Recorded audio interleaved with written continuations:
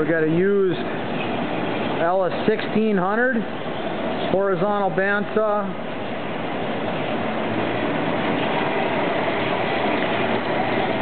It would appear that it is a 1989. In good shape. It's running now.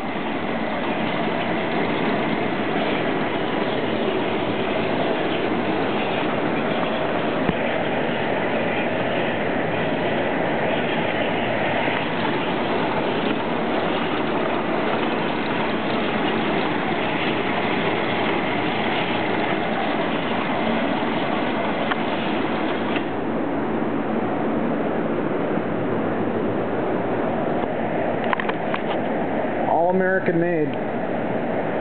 Double head miter. You can even stand it vertically. You just unloosen this back here and it'll stand vertical.